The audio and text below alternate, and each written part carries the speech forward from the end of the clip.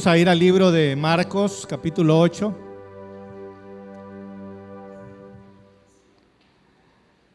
Marcos 8:14. Dice la escritura, tienen sus Biblias.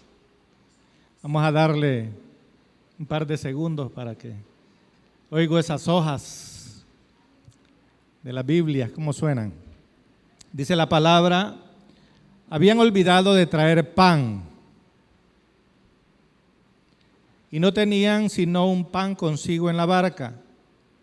Y él les mandó diciendo, mirad, guardaos de la levadura de los fariseos y de la levadura de Herodes. Y discutían entre sí diciendo, es porque no trajimos pan. Y entendiéndolo Jesús les dijo, ¿qué discutís? Porque no tenéis pan, no entendéis ni comprendéis. ¿Aún tenéis endurecido vuestro corazón? Teniendo ojos no veis y teniendo oídos no oís, y no recordáis. Cuando partí los 5 panes entre 5,000, ¿cuántas cestas llenas de los pedazos recogisteis? Ellos dijeron 12. Diga conmigo 12. Y cuando los 7 panes entre 4,000, ¿cuántas canastas llenas de los pedazos recogisteis? Y ellos dijeron, ¿cuánto dijeron? 7. Y les dijo, ¿cómo aún no entendéis? Vino luego a Betsaida y le trajeron un ciego y le rogaron que le tocase. Es interesante, la Biblia nos habla, Jesús platicando con sus discípulos, los cuales han estado con él, como usted muy bien ya lo sabe, el entrenamiento que ellos han recibido o están recibiendo con el Señor Jesús, los milagros que están viendo.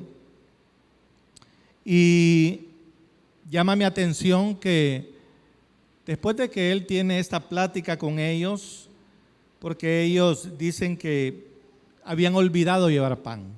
Y mire qué interesante. Y Jesús platica con ellos y les manda diciendo, mirad, otra versión dice, abran los ojos y cuídense. Abran los ojos y cuídense. Es decir, Jesús está llamando la atención de ellos y hay algo que le he revelado a él y él les da un mensaje de alerta y le dice, cuídense, guárdense de la levadura de los fariseos y de la levadura de Herodes. Y había una discusión entre ellos acerca del por qué Jesús estaba diciendo eso. Y luego dice la palabra en el 17, y entendiéndolo Jesús. La Biblia no dice que oyéndolo, sino dice entendiéndolo. Tenemos ojos espirituales. Tenemos oídos espirituales. Podemos percibir en el mundo espiritual. Jesús está hablando acerca de eso. Y luego al final, en el versículo 22, interesantemente dice que él llega a Betsaida y le traen un ciego y le rogaron que le tocase. Tanto para ver en lo natural como en lo espiritual necesitamos de la luz. Amén. Se requiere de la luz. Si usted está en un lugar oscuro completamente, no puede ver. Igual si en su interior o en el mío no hay o hay ceguera espiritual, tampoco podremos ver. Necesitamos que la luz esté presente para que pueda haber visión. La Biblia nos habla de que Dios es el creador de la luz, Él es luz, pero habla también de la luz natural y también de la luz espiritual. Desde el Génesis, la Biblia habla en Génesis 1, versículo 3, la Biblia nos dice que Dios hizo la luz. Él para poner orden, Él empezó. Es interesante porque no hizo primero lo demás. Él tenía que trabajar primero en la luz. Y si usted va al Génesis, ahí va a encontrar cómo la palabra de Dios dice, y dijo Dios sea la luz, y fue la luz, y vio Dios que la luz era buena, y separó Dios la luz de las tinieblas. Es decir, que Dios siempre va a estar trabajando en la luz. Amén. Requiere de la luz. Dios no trabaja en oscuridad, tanto en lo natural como en lo espiritual. Y Él dijo, sea la luz, y fue la luz. Y vio Dios que la luz era buena, y separó Dios la luz de las tinieblas. Entonces, sabemos y entendemos que Dios, nuestro creador, fue el autor en lo natural de lo que es la luz. Pero también la Escritura en Juan 1:1 dice la palabra de Dios: en el principio era el Verbo, y el Verbo era con Dios, y el Verbo era Dios. Todas las cosas por Él fueron hechas, y sin Él nada de lo que ha sido hecho fue hecho. Y luego continúa en el versículo 4 y dice, y está hablando del Verbo, está hablando de Jesús, pero nos está diciendo que el Verbo era Dios, el Verbo era con Dios, entendiendo que el Jesús al cual nosotros predicamos, al cual servimos, es el mismo Dios. Amén. Y dice la palabra que todas las cosas por Él fueron hechas, y sin Él nada de lo que ha sido hecho fue hecho. En Él estaba la vida, y la vida era la luz de los hombres. Y el versículo 9 dice, aquella luz verdadera, refiriéndose a Jesús, y no se refería a la luz física. Es la luz que alumbra a los hombres. Es la luz que le alumbra a usted y a mí, y a aquellos que permiten, aquellos que aceptan, aquellos que reconocen el gobierno de Jesús en sus vidas. Dice la Escritura, aquella luz verdadera que alumbra a todo hombre venía a este mundo. Y en Juan 9:5 la Escritura dice, entre tanto, Jesús hablando, entre tanto que estoy en el mundo, luz soy del mundo. Lo que yo estoy haciendo en este momento es estableciendo una plataforma, porque estamos hablando acerca de la ceguera espiritual y natural. Estamos hablando de que para ver natural y espiritualmente necesitamos la luz. Y también estamos estableciendo que la luz, tanto natural como espiritual, proviene de Dios, que la luz natural la hizo Dios y que la luz espiritual es Dios, proviene de Él. Amén. Entre tanto que estoy en el mundo, dice Jesús, luz soy del mundo. Y el salmista en el Salmo 27:1 dice, Jehová es mi luz y mi salvación. Jehová es mi luz y mi salvación. Jehová es mi luz y mi salvación. Jehová es mi luz y mi salvación. ¿De quién temeré? Jehová es la fortaleza de mi vida. ¿De quién he de atemorizarme? Él es la luz. Él es mi luz. Él es la luz y Él es mi luz. ¿Por qué?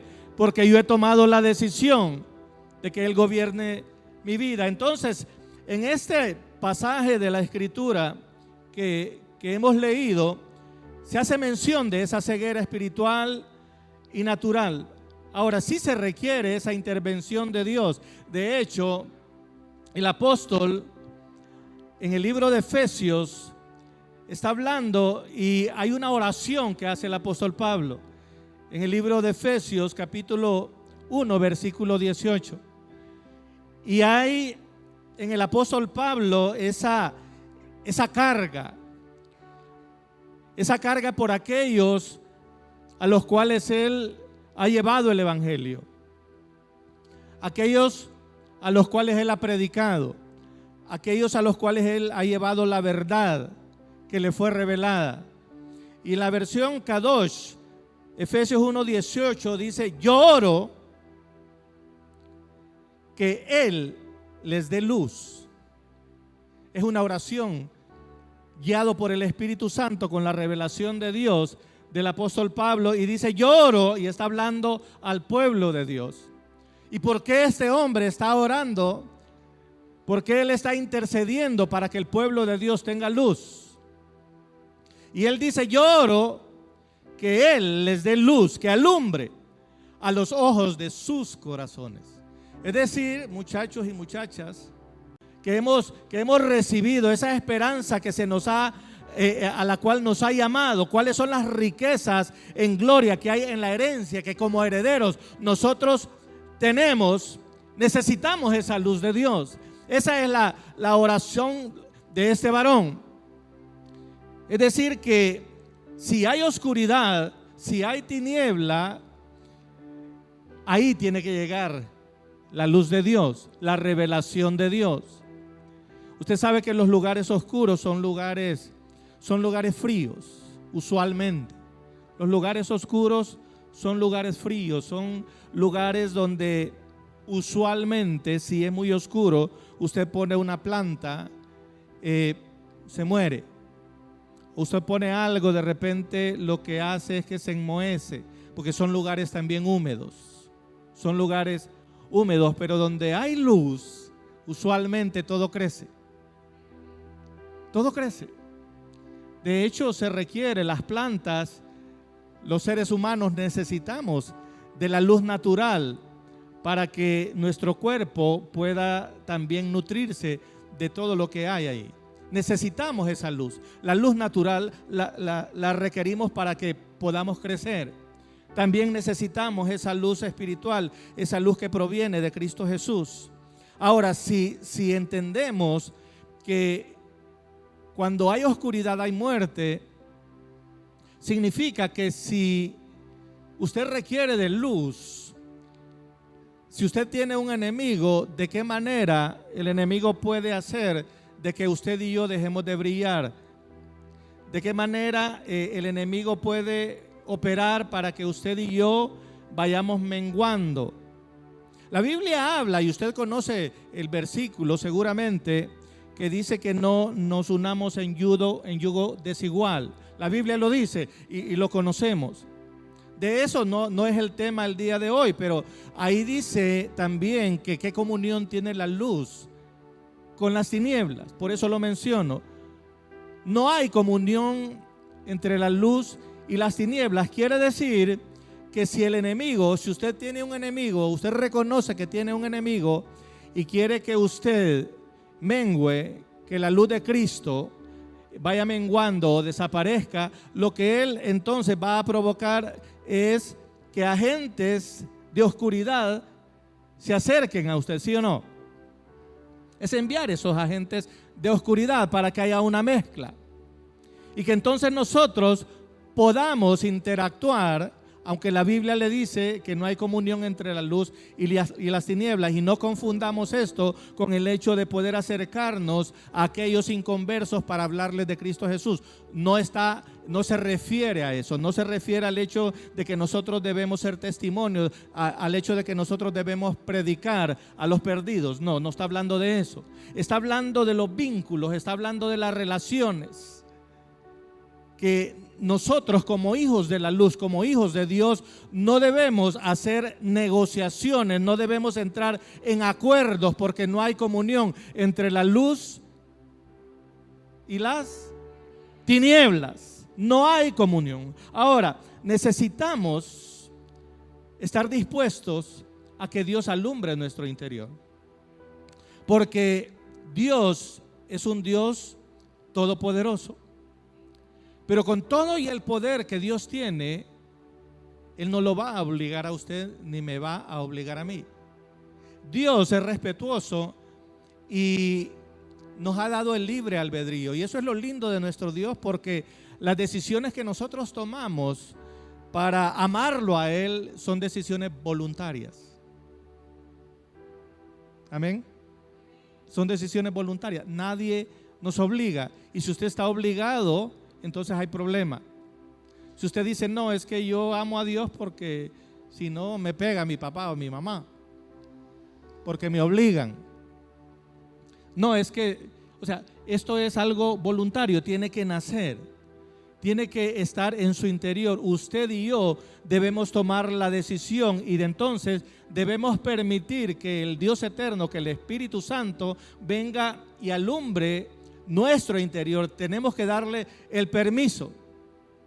Y en esto de la ceguera espiritual, a veces nosotros podemos tener una falsa opinión y podemos creer que estamos al 100 o que estamos muy bien.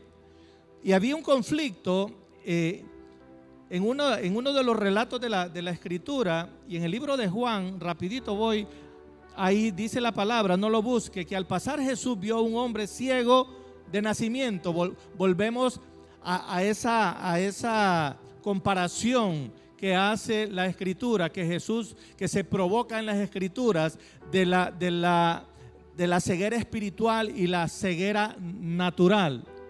Dice la palabra de Dios que al pasar Jesús vio a un hombre ciego de nacimiento. Es decir, este hombre nunca había visto la luz, nunca. No sabía lo que era. Y sus discípulos empiezan a evaluar el panorama. Los discípulos que andan con él, me imagino yo que de repente dan sus opiniones, y quizá en alguno de ellos se apresura para dar la opinión porque quizá es el más, se considera pues el más sabio. Y a veces nosotros somos bien ligeros para opinar. A veces nuestros ojos físicos están viendo cosas o están viendo escenarios y creemos que con lo que nosotros evaluamos con nuestros ojos físicos es suficiente, pero no siempre es así. Muchas veces nos equivocamos. Y estos discípulos, dice la palabra, que le preguntaron sus discípulos a él diciendo: Rabí, ¿quién pecó? ¿Este o sus padres para que haya nacido ciego? Ya estaban hablando de pecado, ya estaban juzgando. Y es que el ser humano es bien pronto para eso. Es muy pronto, se apresura cuando se trata de juzgar a otros, cuando se trata de evaluar a otros, cuando se trata de opinar acerca de la condición de otros, pero no siempre lo hacemos con nosotros mismos. Usualmente somos ligeros para dar opiniones y para evaluar escenarios, somos muy ligeros, pero no siempre estamos dispuestos a evaluarnos nosotros. No siempre estamos dispuestos a aceptar que puede haber algo en nuestro interior que tiene que ser mejorado. Y yo quiero recordarles, muchachos y muchachas, que mientras estemos en esta tierra, vamos a ir y vamos a estar en ese proceso hasta que estemos en cuerpos glorificados. Si alguien me dice que ya llegó a donde Cristo quería que llegara, yo le pediría que me muestre los algodones, porque el único que puede, y los que están en la nariz. ¿Por qué? Porque los que ya llegaron son aquellos que ya partieron. Son aquellos que le han entregado su vida a Cristo y que ya ellos fueron llamados a la presencia de Dios. Ya no hay más nada que hacer. Entonces, mientras estemos en esta tierra, tiene que haber un proceso en nosotros y vamos de gloria en gloria. Vamos de gloria en gloria. Vamos de gloria en gloria. Entonces, si le va a aplaudir, apláudale, porque es para él. Y Jesús le dice: no es que pecó este ni sus padres, sino para que las obras de Dios se manifiesten en él. Me es necesario hacer las obras del que me envió, entre tanto, y vuelve aquí el versículo que ya leímos: entre tanto que el día dura, la noche viene cuando nadie puede trabajar. Entre tanto que estoy en el mundo, luz soy del mundo. Y se provoca el milagro. Jesús escupe en tierra, dice la Escritura que hace el milagro, se lo aplica en los ojos y el ciego ve. Ahora, posteriormente entra ahí, entra en juego unos personajes que andaban siempre detrás de Jesús, evaluando a Jesús, y eran aquellos que querían encontrarlo a él en alguna falla, los fariseos. Y ellos empiezan, aún sabiendo de que este hombre era ciego de nacimiento, ellos lo conocían, ellos lo miraban todos los días, continuamente lo miraban, porque el ciego ahí estaba. y era conocido por todos. Dice la Escritura que cuando los fariseos se enteran del milagro que Jesús ha hecho, empiezan el cuestionamiento, empiezan a preguntarle al ciego que quién lo sanó, luego llaman a los papás del ciego que si ese es su hijo y que quién lo había sanado. Los papás se sacuden y dicen sí es nuestro hijo, pero no sabemos quién lo sanó. Después vuelven a llamar al ciego para ver si es cierto que lo sanó. El ciego les dice que sí, que ya les dijo que él los ha sanado. Sí le dice, pero es que ese hombre es un pecador y no pudo haberte sanado y no pudo venir de Dios. El ciego le dice, yo no sé si es pecador o no, pero lo que yo sé es que yo veo. Antes no miraba, pero ahora yo veo. Y yo no creo, les dice el ciego, yo no creo que si fuera pecador haría lo que hizo. Tiene que venir de Dios. Es decir, que al ciego no solamente le fue devuelta la vista física, sino que también la luz alumbró su interior de manera que él pudo reconocer al Dios verdadero. De hecho, más adelante, porque los fariseos, dice la Escritura, que lo expulsan, y Jesús lo encuentra y le hace la pregunta, y entonces le dice, oyó Jesús que le habían expulsado en Juan 9:35, y hallándole le dijo, ¿crees tú en el Hijo de Dios? Respondió y le dijo, ¿quién es, Señor, para que crea en él? Le dijo Jesús, pues le has visto, y el que habla contigo, él es. Y él dijo, creo, Señor, y le adoró. Le adoró. Mira qué milagro se provoca ahí. Y mira lo precioso de esto, porque el anhelo de nuestro corazón tiene que ser, pues aquí no hay ciegos físicos, pero debemos buscar, debemos anhelar que la luz de Dios, que la revelación de Dios venga a nuestras vidas para que sepamos esa esperanza a la cual Él nos ha llamado, para que entendamos las riquezas de la herencia. Necesitamos nosotros eso. Lo requerimos. Los fariseos están enfrascados en querer comprobar que Jesús era un farsante. Están viendo la evidencia, sin embargo, no hay manera de que ellos comprueben lo contrario.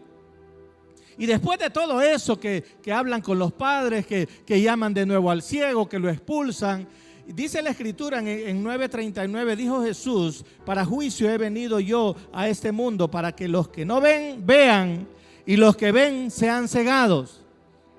Para los que no ven, vean, y los que ven sean cegados. Entonces dice la Escritura en el 9:40, algunos de los fariseos que estaban con él, al oír esto le dijeron, ¿acaso nosotros somos también ciegos? Ya estaban molestos. Y es que no es fácil cuando somos confrontados.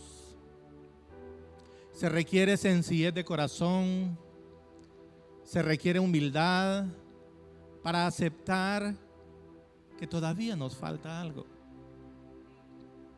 Se requiere. Es interesante porque lo que se espera, en la medida uno va caminando en las cosas del Señor, en la medida uno va avanzando, en la medida uno va aprendiendo, se espera que haya madurez, que haya madurez. Ese es el objetivo, que crezcamos. Pero el crecimiento no solo puede ser o no solo debe ser acá, porque podemos llenarnos de conocimiento. Podemos llenarnos de conocimiento. Y se requiere el conocimiento. Pero necesitamos la revelación. Necesitamos la revelación. Necesitamos que el Espíritu de Dios pueda hacer la obra en nuestro interior. Pero a veces el tiempo cronológico desde que le entregamos nuestra vida a Cristo, lo que provoca es orgullo, lo que provoca es soberbia. De repente pensamos o sentimos que nos merecemos algo por el tiempo que yo tengo en Cristo Jesús. Podemos llegar a confundirnos y podemos llegar a pensar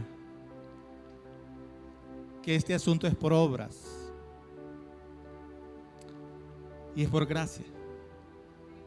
Mire, no importa el conocimiento que usted y yo tengamos, no importa. Siempre va a ser por gracia.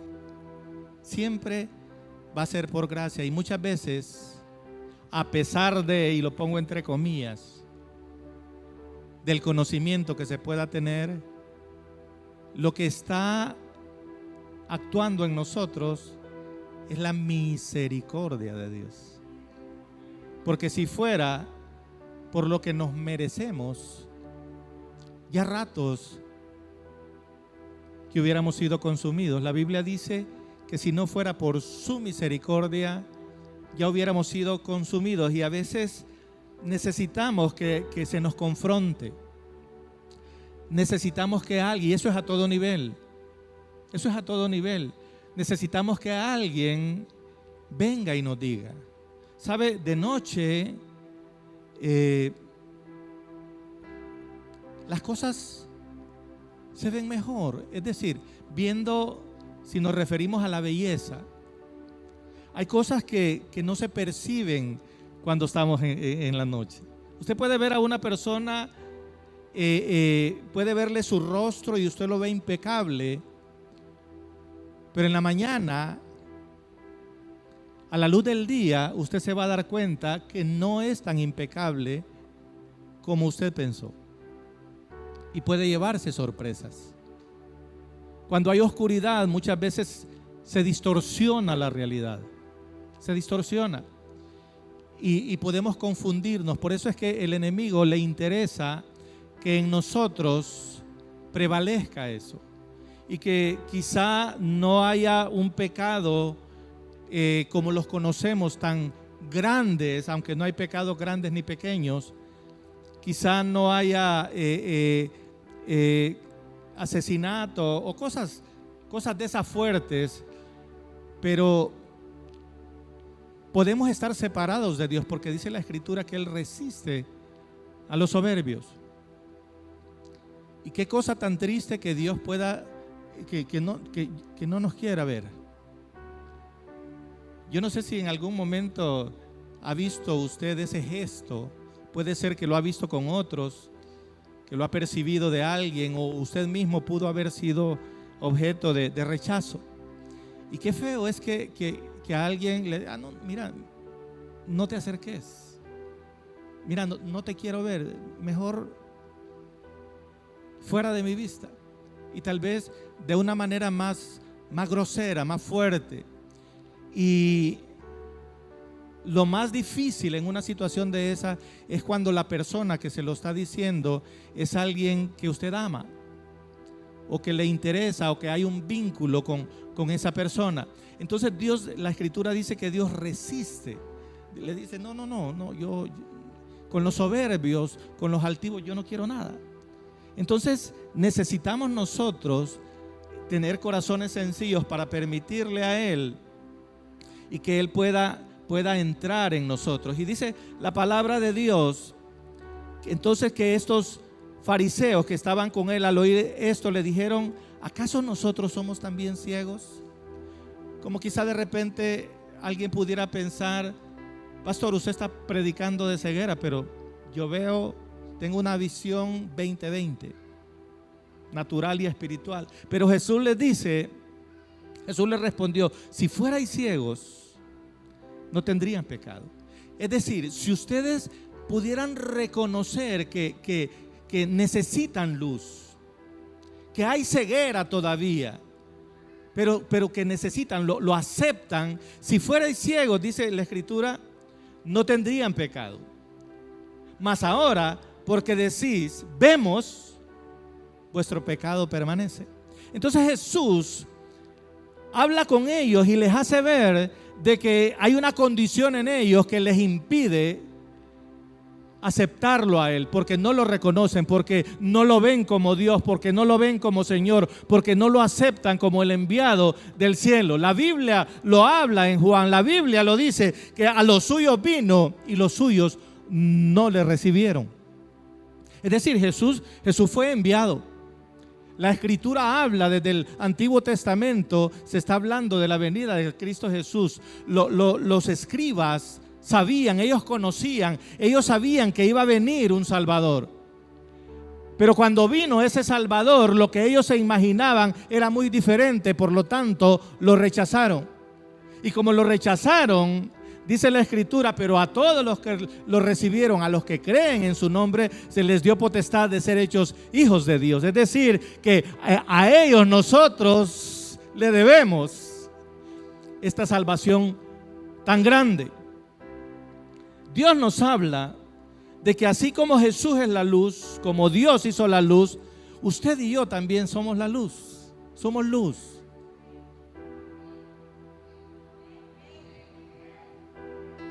Dígalo con convicción. Yo soy la luz. Yo soy luz. Dese un aplauso.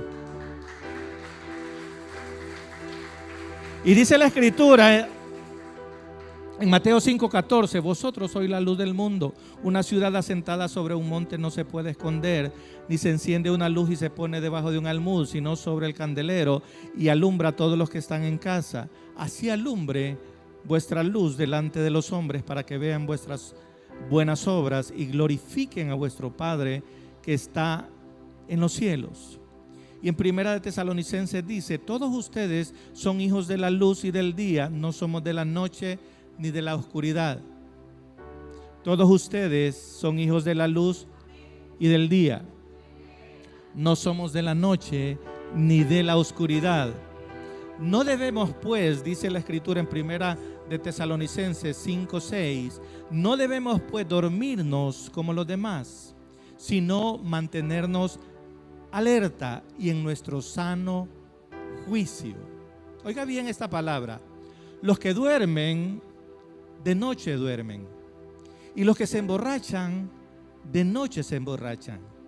Nosotros que somos del día, por el contrario, estemos siempre en nuestro sano juicio, protegidos por la coraza de la fe y del amor y por el casco de la esperanza de salvación, dice esta versión. Por eso, anímense y edifíquense unos a otros, tal como lo vienen haciendo. Por eso, anímense y edifíquense unos a otros, tal como lo vienen haciendo. Jesús fue rechazado. Jesús fue criticado. Vivir en este mundo no es sencillo, no es fácil. Siempre va a haber gente que le critique, siempre va a haber gente que le evalúe, siempre va a haber gente que le señale, siempre va a haber gente que cuestione su caminar en Cristo Jesús. Siempre va a haber gente que le diga, no, si vos sos tonto, si vos sos tonta, sos estúpida. Esas frases suenan fuerte, pero sé de personas que en los medios en que se desenvuelven así les han dicho: no seas estúpida, pensé que eras inteligente solo porque le escuchó hablar de Cristo Jesús. No seas tonto, si sos hombre. Mira una cerveza, un trago, salí, mira a la chava, se te está ofreciendo. ¿Cómo vas a rechazarla? Mira esto, mira lo otro. En ese medio hay una presión grande, bien grande, pero la Escritura habla y dice que nosotros, que somos del día, por el contrario, estemos siempre en nuestro sano juicio. Estemos siempre en nuestro sano juicio. Necesitamos tener presentes que somos luz, que somos sal de la tierra, que debemos alumbrar a otros, que aquellos que están en oscuridad lo que requieren más bien es que nosotros podamos brillar, que de nosotros pueda irradiar la luz de Cristo Jesús. Aunque usted sea joven, en este tiempo hay una presión grande para la juventud, hay una presión muy grande, y hay burlas, y en los medios donde están, en los colegios, en las universidades, continuamente están ridiculizándolos. Pero sabe, Jesús también fue ridiculizado, a él también lo criticaron, pero la solución no es que usted quiera cambiar para parecerse a los del mundo. Jamás va a complacer, aunque usted se cambie su look por completo. Y esto no solamente es el look, no solamente es un peinado, no solamente es un arete, no solamente es un tatuaje. No estoy hablando necesariamente de cosas externas, pero puede que aún esté tentado, tentada a hablar como la gente mundana, como la gente sin Cristo, a que su vocabulario cambie, a parecerse y a decir y a utilizar el mismo lenguaje que los otros, por la presión, para que los demás no se burlen, para que los demás no lo vean como santurrón o santurrona, para que los demás no lo vean o le digan el ungido o la ungida, pero de una manera burlesca. No crea que cambiando va a llegar a satisfacer al mundo. Cristo Jesús, siendo Dios, no lo logró. No lo logró. Y a veces el enemigo utiliza esa estrategia para que tanto jóvenes como adultos se vayan deslizando, se vayan deslizando, se vayan deslizando. La Biblia dice, no te conviertas tú a ellos, que ellos se conviertan a ti. Eso es lo que Dios establece en su palabra y somos del día. Así es que críticas, evaluaciones raras siempre habrán. A Jesús le dijeron que por Belcebú, el príncipe de los demonios, echaba fuera demonios. Es decir, que lo ridiculizaban continuamente. No podemos apagar la luz de Jesús en nosotros. Amén. Ahora,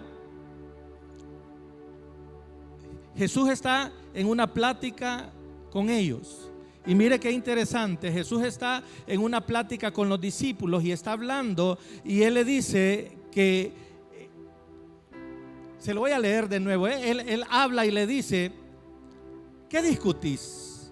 Porque no tenéis pan, no entendéis ni comprendéis, aún tenéis endurecido vuestro corazón, teniendo ojos no veis y teniendo oídos no oís y no recordáis cuando partí los 5 panes entre 5,000, ¿cuántas cestas llenas de los pedazos recogisteis? Ellos dijeron 12. ¿Cuántas? Cuando partí los 5 panes entre 5,000, habían peces también, ¿sí? ¿Verdad que sí? Pero él está hablando, cuando partí los 5 panes entre 5,000, ¿cuántas cestas llenas de los pedazos recogisteis? Y ellos dijeron 12. ¿Por qué la pregunta? Porque solo habían llevado un pan, solo un pan. Y cuando los 7 panes entre 4,000, ¿cuántas canastas llenas de los pedazos recogisteis? Y ellos dijeron 7. Y les dijo, ¿cómo aún no entienden? ¿Cómo es que aún no entienden? Yo he hecho milagros y fíjese que Jesús está llevando una bitácora de los milagros. Jesús les está recordando que hizo un milagro y les dijo entre cuánta gente lo había hecho, cuántas canastas había, cuánto había sobrado. Jesús les está recordando. Quiere decir que Jesús sabe, lógico puede decir alguien, pero es importante que si Él sabe que ha hecho milagros en su vida y en mi vida, es importante que también yo lo recuerde. Es importante que yo tenga memoria. Si Dios tiene memoria y Él tiene una bitácora de los milagros que Él ha hecho, quiere decir de que yo debería también tener anotadito por ahí los milagros que Él ha hecho en mi vida. Pero es interesante porque les dice, bueno, ¿cómo es que ustedes no entienden? Si yo he hecho milagros en su vida. Y no se trata de lo poquito que ustedes puedan tener, porque cuando ustedes vienen a mí, hay multiplicación. Hay multiplicación. Ustedes acaban de ver ese milagro, pero lo que traen solo es un pan. Mire qué cosa, porque se les olvidó por completo. Él habla y hace el conteo y son 19 canastas que recogieron. 12 en una y 7 en otra, son 19. Sin embargo, ¿Qué llevan? ¿Comía Jesús? ¿Alguien se acordó de que Jesús debía comer? Por lo menos, bueno, llevemos para Jesús, pues. ¿No les parece? Por lo menos, bueno, sobró todo esto. ¿Qué habrán hecho con las obras? Pero Jesús también comía. Pero no les dio la cabeza. Al ver tan grande milagro, se les olvida el milagro porque empiezan a discutir, porque solo habían llevado un pan.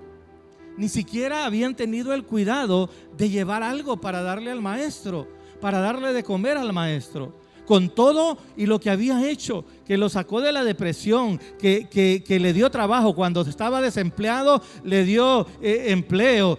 Cuando quería un negocio propio, le dio el negocio propio. Ahora es un empresario, ahora tiene plata. Pero ahora ya no se acuerda de Jesús. Ya no se acuerda de los milagros. Y llega con tanto que Jesús ha hecho, llega con migaja, con un pan, porque eran 12, más Jesús 13. Entonces ese pan no era para, es más, ni siquiera le habían dicho: Señor, aquí está este pan, porque Jesús le tiene que preguntar. Y le dijo: solo un pan trajimos. ¿Cómo nosotros de repente podemos desubicarnos y podemos olvidarnos de los milagros que Dios hace en nuestra vida? Y estar enredados en que, bueno, aquí está la billetera, ¿no? Pero ¿cómo le voy a dar yo a Jesús si ni me ajusta? ¿Cómo le voy a si apenas tengo un trabajo?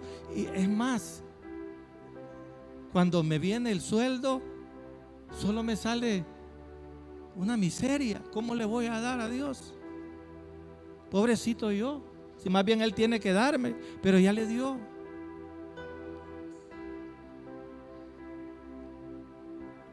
¿Y los dones? ¿Y los talentos? No, pero es que ahí están, pastor. Ahí están. Yo sano enfermos y predico. ¿Y dónde están? No, ahí los tengo bien guardaditos, pastor. Ahí están en la vitrina. Ahí están en la vitrina. Ahí están esos. Viera cómo me ha bendecido el Padre. Tengo una capacidad. Ahí están los dones. Ahí están los talentos. ¿Y por qué no los pone al servicio de Dios? No, es que mire, yo estoy ocupado. Estoy ocupado. Y el diezmo, ni hable de eso, pastor. Ni hable, yo sabía que iba a hablar yo sabía, pero ¿cómo le voy a dar yo al diezmo si viera usted? Viera. ¿Cómo no se acuerdan ustedes de lo que yo hice? Si yo les di el negocio, si yo les di la empresa, si yo les di el trabajo. ¿Y cómo es que ahora ni se acuerdan de mí? No quieren. Un pan trajeron. Alimenté 5,000. Después alimenté 4,000. Pero Jesús no les está hablando a todos los que alimentó. ¿Cuánto les sobró? La pregunta es: ¿cuántas canastas recogieron de las sobras? De lo que sobraba. Fue tanta la bonanza, fue tanta la abundancia, que de aquello poquito que trajeron, yo lo multipliqué tanto que sobró mucho más. ¿Qué han hecho con las sobras? Solo traen un pancito, solo un panito, como dicen los guatemaltecos. Solo uno. Y están peleando ahora por ese pancito. Tremendo, ¿verdad? Fuerte. Pero Dios quiere que en usted y en mí se siga manifestando el efecto de multiplicación. Él quiere que usted y yo tengamos la confianza en Él, que podamos despojarnos, así como ese niño que entregó lo único que tenía. por un niño que andaba panes y peces en su canastita y que lo entregó. Ay, pastor, ahí sí ya vamos a hablar de un tema muy difícil. Pero sabe, para que haya multiplicación en la vida suya y en la vida mía, tenemos que entregarle a Dios, tenemos que creer en Él, tenemos que confiar en Él, debemos tener fe que en las manos de Él se va a multiplicar lo poquito o lo mucho que nosotros tengamos, pero que se va a multiplicar en Él. El efecto multiplicativo se va a manifestar en Él. Cuando el profeta llega donde la viuda, aquella que solo tenía un puñado de harina y un poquito de aceite, ella jamás hubiera aparecido en la Biblia, o tal vez solo como una viuda insensata, si ella no hubiera tomado la decisión de entregarle al profeta. Y en esta oportunidad no fue a Jesús directamente, fue al representante de Dios en la tierra, a un profeta. Le entregó aquel puñado que tenía y ya iba a comérselo ella y su hijo para morirse. Entonces cualquiera en lo natural podría decir que eso es una grosería. Cualquiera en lo natural ya hace una publicación y dice que grosería la que se está haciendo. Pero esa era la clave para que aquella mujer pudiera tener su sustento por mucho tiempo. Por mucho tiempo. Así es que si usted y yo estamos soñando en grande, si usted y yo queremos seguir prosperando, tenemos que entregarle a Dios, así como aquel niño que entregó lo que él tenía, así como aquella viuda que ya no miraba oportunidades y no habían oportunidades, pero ella confió en Dios y le entregó primero a Dios, primero a Él, porque esa es la clave para que pueda ver y que Dios pueda entonces hacer que haya multiplicación en nosotros. Se requiere de eso, se requiere, y Jesús habla y Él les hace ver eso. Miren, muchachos, aleluya, el tiempo es una bendición, el tiempo. Y no quiero abusar del tiempo, pero a veces sí nos limita. Pero Dios, Jesús, está hablando con estos varones que están siendo capacitados por Él. Y se manifiesta ahí que se requiere trabajar en la vida de ellos. Y hay preguntas que tenemos que hacernoslas nosotros. Hay cosas que necesitamos nosotros vernos en el espejo de la palabra, en el espejo del Espíritu, para que podamos darnos cuenta aquellas áreas en nuestra vida que requieren atención. Así como hay áreas en la casa, de repente las áreas que son comunes, las áreas que son públicas, por decirlo de esa manera, como la sala, está nítida. Pero hay áreas de la casa que requieren atención. ¿Sí o no? Un varón dijo amén. No sé, las damas aquí pareciera que no le entran a eso, ¿no?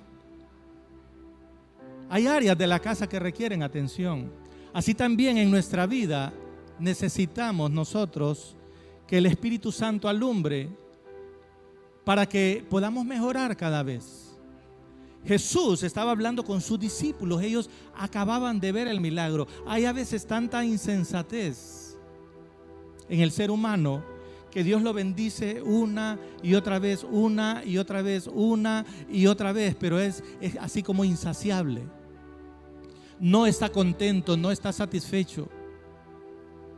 Y se ofende más bien cuando alguien le quiere hablar o le quiere decir de que se requiere hacer ajustes. Necesitamos hacer ajustes, muchachos. Y esto, en esta oportunidad, a mí me corresponde compartir desde acá. Pero yo no estoy exento. En la vida en Cristo, Cada uno de nosotros tiene áreas en las que Dios tiene que estar trabajando continuamente. Y necesitamos exponernos a la palabra de Dios, a la presencia de Dios. Y a veces hay tanto malestar porque vienen otra vez con ese tema. Sí, pero yo quiero decirle algo, que cuando ofende algo, quiero poner un ejemplo,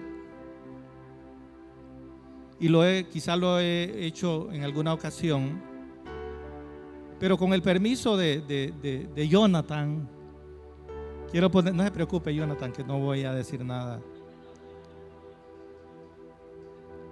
Y es el hecho de que una vez él se fracturó. Y qué normal podemos nosotros ir y dar un apretón de manos. Y entre más fuerte, así como que más presencia. Pero cuando alguien tiene un dolor en un dedo o tiene una fractura y usted va y le aprieta, créame que lo va a bendecir. Lo va a bendecir.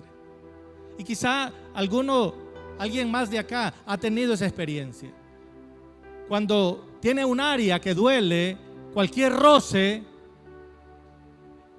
¿Por qué le digo esto? Porque cuando alguien se ofende por una palabra, algo hay ahí. Algo hay ahí. Algo hay ahí, que el más mínimo roce, ahí vienen otra vez con eso, le duele. Y se pone así, se engrifa y dice, a mí no me gusta eso, no me gusta que hablen de eso.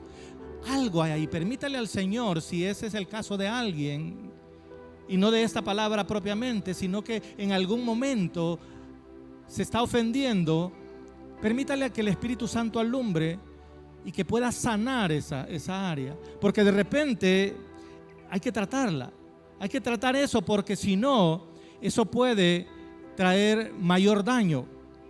Porque si es como base, si se tiene como base las Escrituras y hay algo en mí que no está de acuerdo con eso, entonces el problema no es Dios.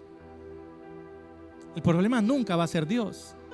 Porque Dios es perfecto, porque Dios es santo, porque Él es quien nos hizo, Él nos diseñó. El problema está en mí.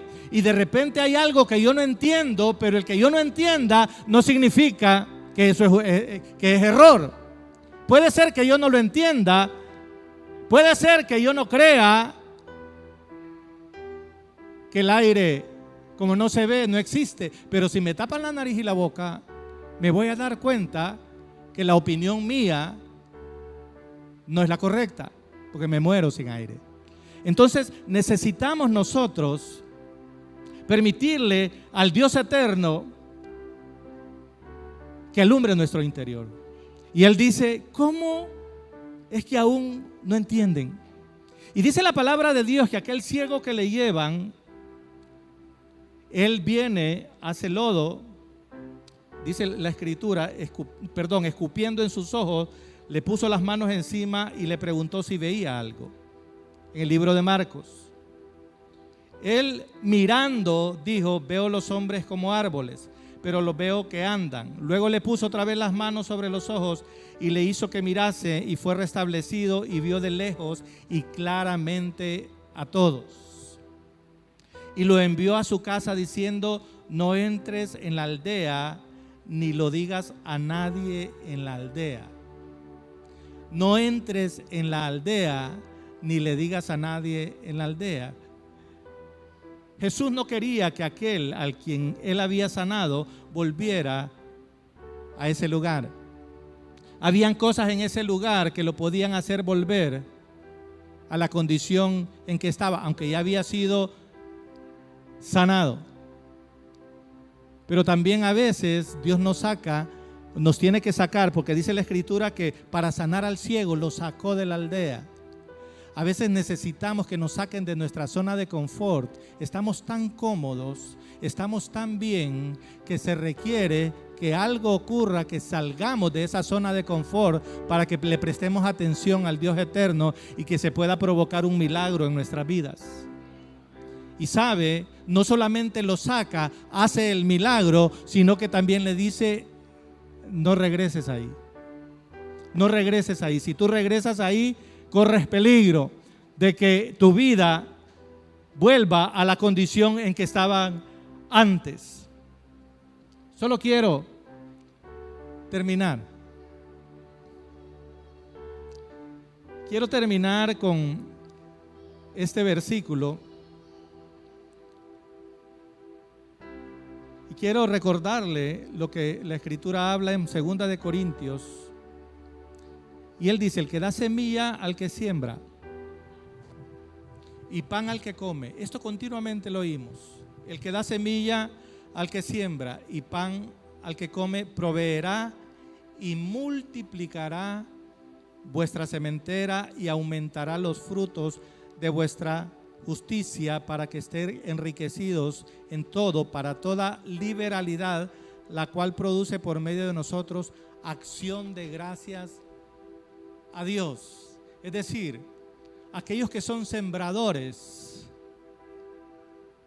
¿qué les va a dar Dios? ¿Qué les va a dar? Semilla. Es decir, que si usted es de esas personas que les gusta sembrar, Él da semilla al que siembra. Pero si usted no le gusta sembrar, ¿qué va a pasar? La Biblia dice que Él da semilla al que siembra, y también dice que Él da pan al que come. Proveerá, dice, y multiplicará vuestra sementera, y multiplicará y aumentará los frutos de vuestra justicia. ¿Sabe? Dios siempre está buscando que usted y yo seamos fructíferos, y que cuando Él hace milagros en nuestras vidas, también pueda haber, así como una, por decirlo así, una utilidad, que pueda haber un rendimiento, hablando de manera contable, que Él pueda ver que en nosotros hay ese fruto, que pueda haber un cambio, que en la medida que Él hace milagros, que le sana, que le da el trabajo, que le provee de comida, que le provee de vestuario continuamente, que le provee de calzado, que de repente le regalan un aguacate y usted está queriendo ese aguacate. Mire, yo bendigo al Señor, porque aún en eso es Él el que pone en la gente que nos regalen un aguacate. Y alguien podrá decir: pastor, sí, que vale un aguacate. Para mí es muy valioso, para mi familia es muy valioso, y todo lo que nos regalan. A veces hay personas que saben mis gustos, esto como estoy hablando yo, y de repente llegan aquí y vienen con la bolsita. Sí. Y ahí viene la comida que a mí me gusta. Pero ¿qué vale un plato de comida, pastor? No se trata del precio, se trata del valor. Se trata del valor. ¿Qué mueve a esa persona cuando yo no se lo pido? A traerme. ¿Estoy muriéndome de hambre yo? No. Si no, pues miren cómo está. Pero quiere agradarme. Sabe que me gusta eso. Quiere agradarme. Una fruta, un mango. Pero eso es bendición de Dios. Eso es bendición de Dios. Dios continuamente está provocando milagros en mi vida, en su vida. Y necesitamos nosotros no ser desmemoriados. Necesitamos ser agradecidos. Y nuestra vida le pertenece a Él. Él la compró. Fuimos comprados a precio de sangre. Fuimos comprados a precio de sangre. Fuimos comprados a precio de sangre. Fuimos comprados a precio de sangre. Él es nuestro Señor, ese es nuestro Dios. No le hacemos un favor a Dios. Obramos por gratitud a Él. Amén. No le hacemos un favor a Dios cuando tocamos en el piano. ¿Verdad que no, hija? ¿Verdad que no, Leo? No le hacemos un favor a Dios. Es nuestro privilegio estar en el altar, que Dios nos considere confiables, que Dios nos permita subirnos al altar porque es un honor. No es una carga. Más bien agradecidos con Él por la oportunidad que nos da de servirle. ¿Verdad, Meiri? ¿Verdad, Yona? Es un privilegio. Pero eso habla de gratitud. Eso habla de gratitud. Pero necesitamos la revelación de Dios. Necesitamos que cualquier ceguera que pueda haber en nosotros, y quizás no es una ceguera completa, pero de repente el ojo ya está medio comprometido. Sí, porque el ciego, Jesús está haciendo el milagro. Y dice que él empieza a ver, pero no ve claramente. Dice que ve a los hombres como árboles. A veces se puede ver y no se ve con claridad, pero uno cree que está viendo bien. Uno cree que está viendo bien. Pero necesitamos la intervención del Espíritu Santo para que alumbre nuestro interior, para que nos demos cuenta de la esperanza a la que Él nos ha llamado, del privilegio que tenemos, de las riquezas que hay siendo hijos de Dios, siendo herederos del Dios eterno, el que Él nos haya trasladado de las tinieblas a su luz admirable. Debemos escribir, debemos anotar, debemos contar. Alma mía, alaba a Jehová y no olvides ninguno de sus beneficios. Hay beneficios. Hay beneficios. Hay beneficios al ser hijos de Dios. Hay beneficios al estar en el reino de Dios. No permita que el enemigo lo saque. No permita que la ingratitud, que el malestar, que la molestia, por una razón o por otra, lo saque del reino. No permita que los que son del mundo le estén atrayendo y que usted esté bailando y que usted esté poniendo los ojos, la mirada al mundo, queriendo imitar lo que ellos hacen. No. ¿Sabe? El anhelo de mi corazón, y perdone que el tiempo ya se fue, pero si usted se quiere ir, puede irse.